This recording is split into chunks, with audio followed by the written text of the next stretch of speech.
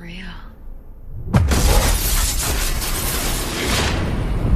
Your results were inconclusive. This was supposed to tell me what to do. We're supposed to trust the test. Didn't work on you. Hello, and welcome to Running in High Heels, a platform, not heel, for the modern woman. I'm your host, Megan Lee Putzidlik. Today I'm going to be reading through the latest article on running in high heels called Factionless. Factionless by ML Putzidlik. So it's 2021. A lot of questions are still hanging in the air. The uncertainty cannot be ignored, but it sometimes feels like all sorts of people, groups, and political parties are trying to pull you into their paradigm. In uncertain times, it's natural to want to gain a sense of footing. Of course, chaos is ever present, but making decisions based off of fear is like taking a long walk off of a short cliff. Nevertheless, as you're navigating through this barrage of information and propaganda, it can feel exhausting, frustrating, and disorienting. Perhaps you're questioning yourself. Perhaps you're starting to feel like a loner on an island. Perhaps you feel factionless. What do I mean by factionless? Well, I'm using the term based off the science fiction trilogy Divergent, written by Veronica Roth. Her main character lives in a society where when an adolescent comes of age, they're put through a test to measure their strengths. At the end of the test, the subject is assigned to a faction. Once given a faction, the subject is assigned to particular duties to become a functioning part of this society. Of course, the main character takes the test but does not align with any particular faction. In the book, this is defined as being divergent. Essentially, the main character is so dynamic that she does not fit the mold of any particular faction. She is factionless. So, what does this have to do with you? Well, for one, I want to start off with saying that you are not alone. You might feel like you're on your own island, but that is a common feeling among many people. It's particularly apparent in this highly divisive moment in time. Feeling factionless does not mean that you are broken, but you are probably feeling internal dissonance. That is because it is human nature to want a sense of belonging.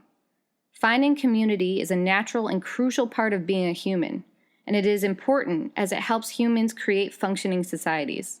The funny thing is, though you might be feeling factionless, so do many others. So what does this mean going forward?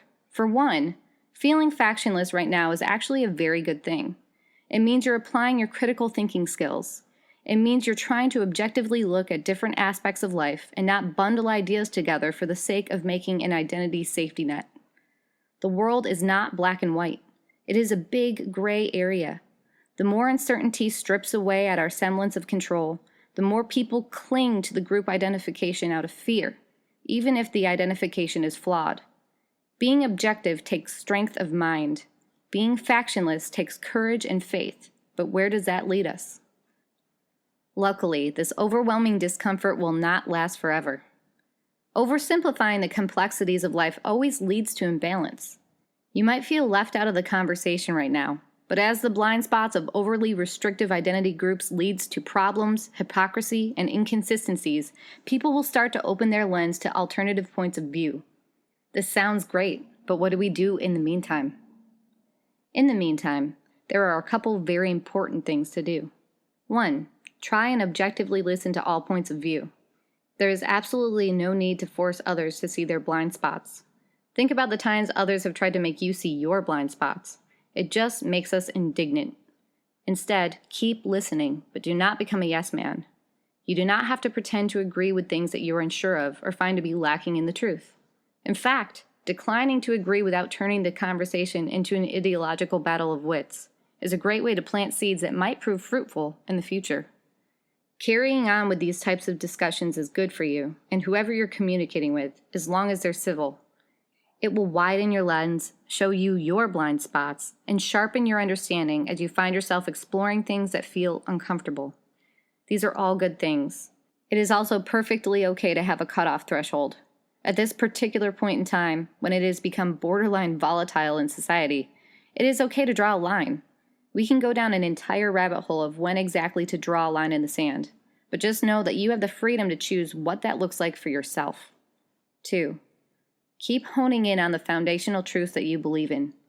Do not allow fear to guide you.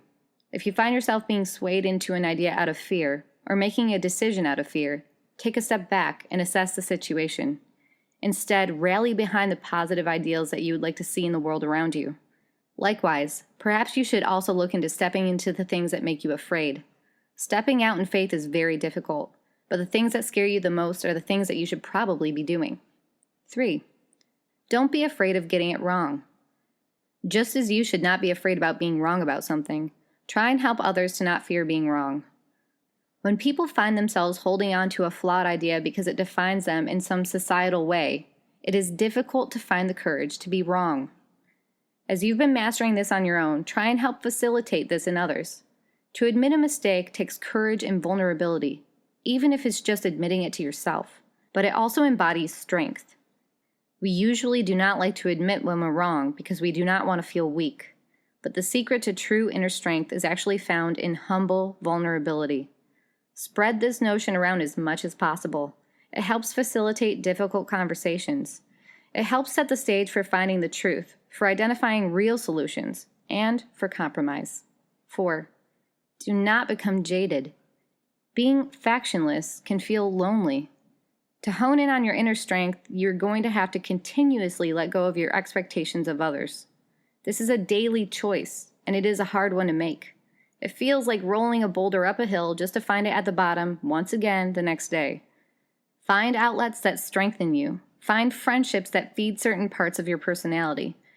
Not every friendship or interaction has to be as deep as the ocean. You can help grow different parts of yourself without adhering to a false facade of a group identity. There's nothing wrong with you being factionless. Accept interactions for what they actually are, not what you wish them to be. 5. Find peace in knowing that like attracts like. You might feel like you're alone on an island, but the more you embrace yourself, the more others who are like you will be able to recognize you. The beautiful thing is that you will not have to be aligned on all the same beliefs or ideas with these other factionless people, but you will be able to dive deeper into the types of discussions that you wish you could have all the time. The only way you'll be able to find each other is by not hiding your true nature.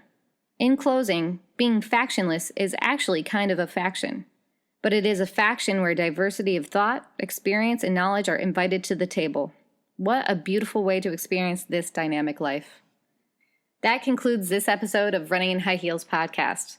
Thanks so much for tuning in, and please follow us on Instagram, find our articles on our website, give us a like, give us a comment, let us know if you like to hear these articles read aloud. And besides that, continue living your beautiful life while running in high heels.